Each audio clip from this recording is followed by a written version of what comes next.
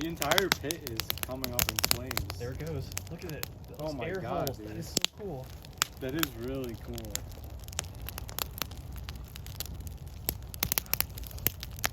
It's like circulating.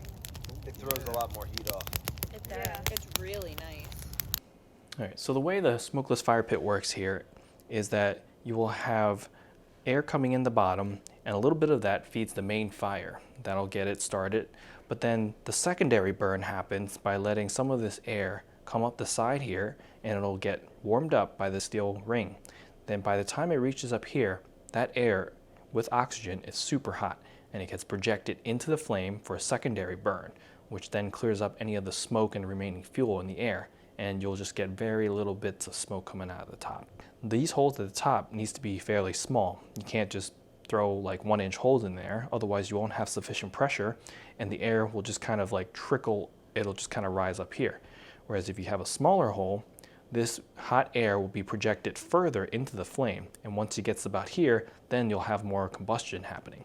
So the idea is to say go with 1/2-inch holes. I think maybe down here we'll just have 8 separate holes at each corner just to feed the fire down below. But then at the top, it's we'll do like every 2-inch on center.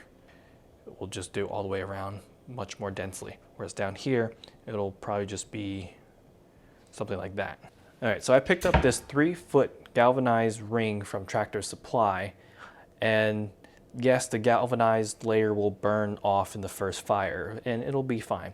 But the purpose of this is so that I can drill holes in the side and have it heat up the air before I get it dumped back into the ring. To make these holes, I'm going to use a 1/2-inch step bit. I'm going to mark every 2 inches around the top of the ring and then do 8 of them spaced equally at the bottom of the ring.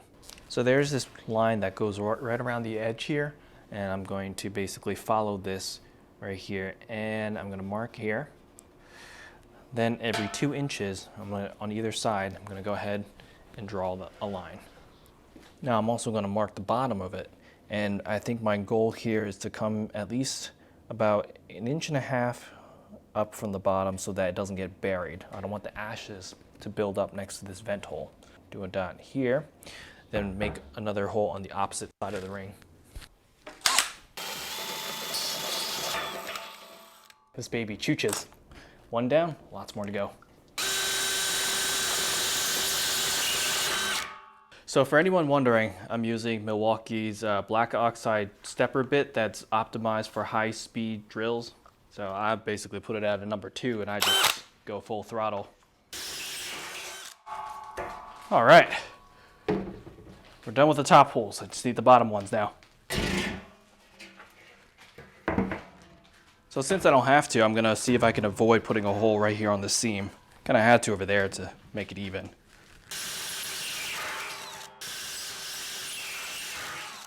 Ooh, that's hot.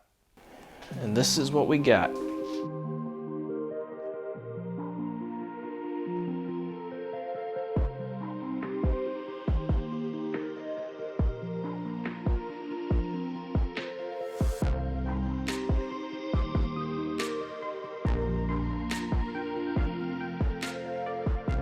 Let's see, that looks kind of leveled. So I think we're gonna put the fire pit right about here. It's kind of the most level place of the yard that lets me not do as much digging as possible. So I think I'm gonna start by taking the stones and putting it around here to get the right diameter first. Then I'll start leveling it. That way it comes up even with the ground. So for the bottom, I want to leave at least like 1 inch between the rock and the ring. The idea behind this is that the bottom layer is where the air comes through. So this is stepped out a little bit to allow about a 1/2 inch gap in the back here.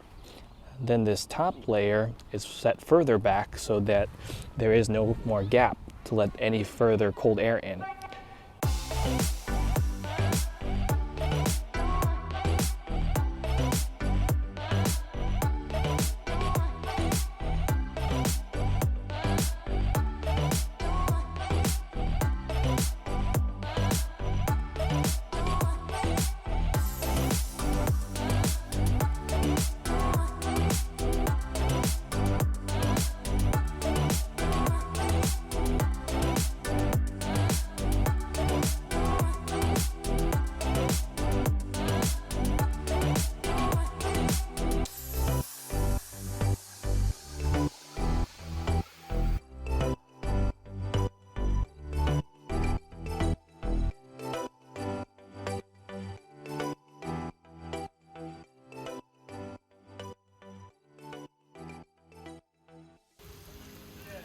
all wants to eat.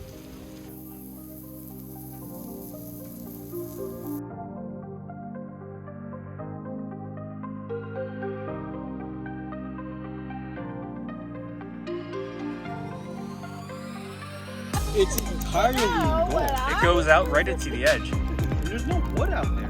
Yeah.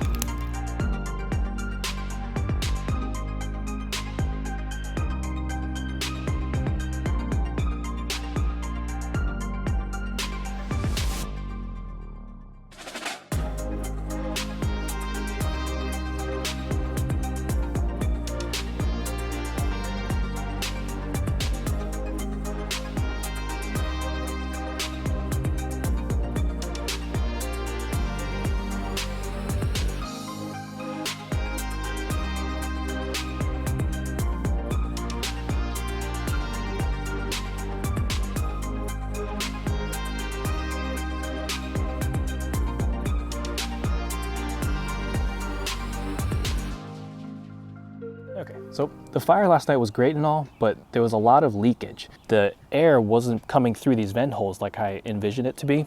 Instead, it would come through the gap between the ring and the stones on the top. So I lifted the ring, added some rocks underneath, now that this gap is now closed. Then I also mortared these stones together so that the gap in between the stones are also removed. There's a lot better of a seal, and when the air heats up now, it should project further into the fire for an even better burn. We'll see what happens tonight, okay? All right, so before we get this going, make sure to hit that like button, because if you're still watching, you probably like this video. So go ahead, tap that like button. Really helps me out. Okay, thanks.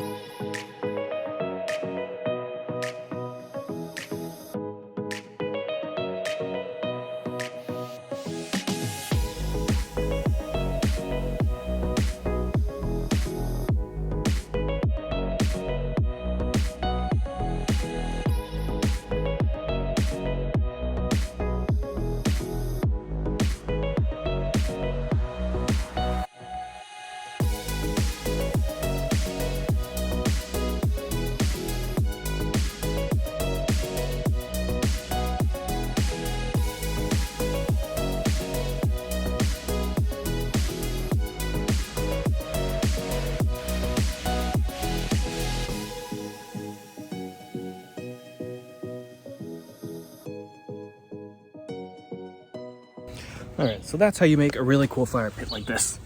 Everything burnt down to nothing but ashes. And overall, it was really, really hot fire. So go ahead, give it a shot, try your best, and oh shoot, my shoe's melting. Ugh. Anyways, like, comment, subscribe. I'll see you guys next time. Bye.